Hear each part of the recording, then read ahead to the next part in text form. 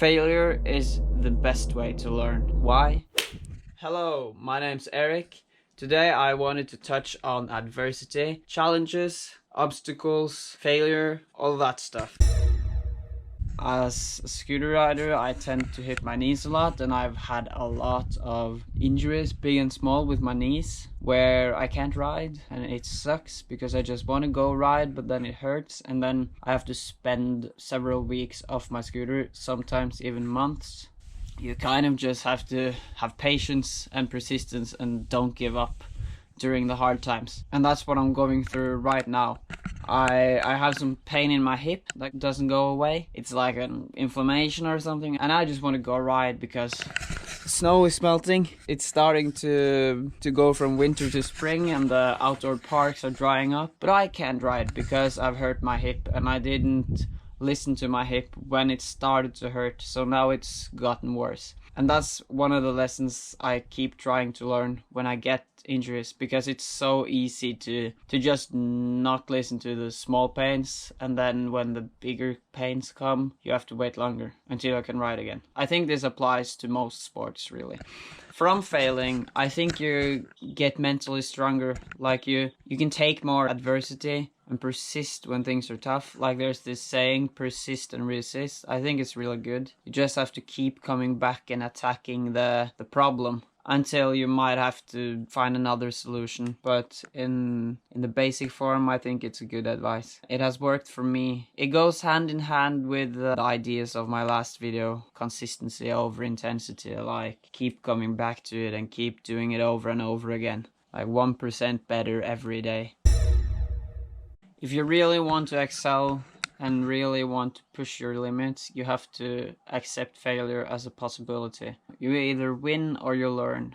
Really, failure is just a way of learning. Instead of just sitting still on a chair and learning from other people's experiences, wouldn't it be much better to go out and learn from your own experiences? Then you can really learn some lessons. You really don't learn that much from having other people explain their experiences to you, but you weren't there, you didn't feel the hardships, you didn't really understand the personal lessons. So there's a mix between the two. You can't only learn from other people, but you can't only learn from yourself. You need other people to teach you the ways of different activities and sports. And for me, one of the biggest lessons I got from being injured, like a real hardship, because I was injured for so many months, it was starting to actually work out. Like everyone knows that you should work out, especially as an athlete, because then you can prevent injuries and perform better. But I never did it, like never, ever. I just rode and then got injured and really just spent time on the couch and then got back to riding and whatever when I had small injuries.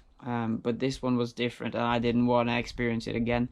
So after that, I really started to work out. That's like 2 or 3 years ago now, and I feel like I have consistency in my workout routine, and it helps me to avoid injuries now, to become stronger and more resilient, and to perform better, to jump higher and have more balance. Sure, if I just started working out earlier, then the injury might never have happened, but now I really understand why you should work out off the scooter to become better on the scooter and to ride better and not get injured, because no one wants to get injured.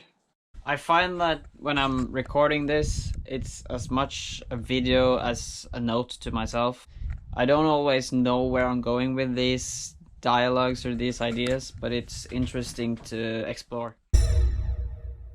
I also wanted to talk a bit about the willpower, as I mentioned earlier, on failing, like the mental toughness.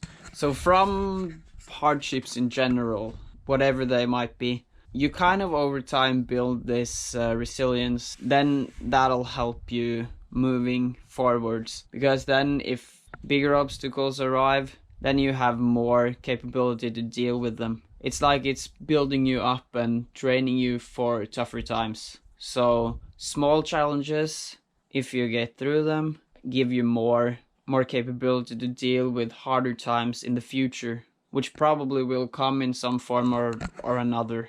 even the smallest challenges or adversities or hardships, like cold plunge, because it's really not that good, but when you sit in it for a while and you breathe and then eventually get out of it, you feel amazing. You get energy, your body heats up. There's a necessary evil, but it creates more opportunities and more energy and more capabilities. Same goes for exercise, like really hard exercise. You don't always want to do it, but by doing the hard thing, your body becomes stronger and you're capable of doing more physical acts, like being more resilient for riding, performing better, living longer, living better. Giving up and falling short when faced with adversity and challenges doesn't really amount to anything. It's just being lazy and in your comfort zone and being scared.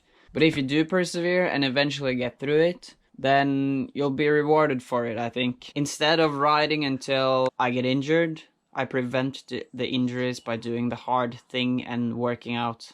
And then I can ride more and have fun and pursue my goals in scootering. I love scootering so much and I want to keep doing it until the end of time. But I've accepted that if I want to do that, then I can't always have fun. There has to be some hard times, either big or small, like workout and cold plunge and that stuff, to become more resilient. And the unexpected turns and challenges and injuries that still keep popping up. It's about the process.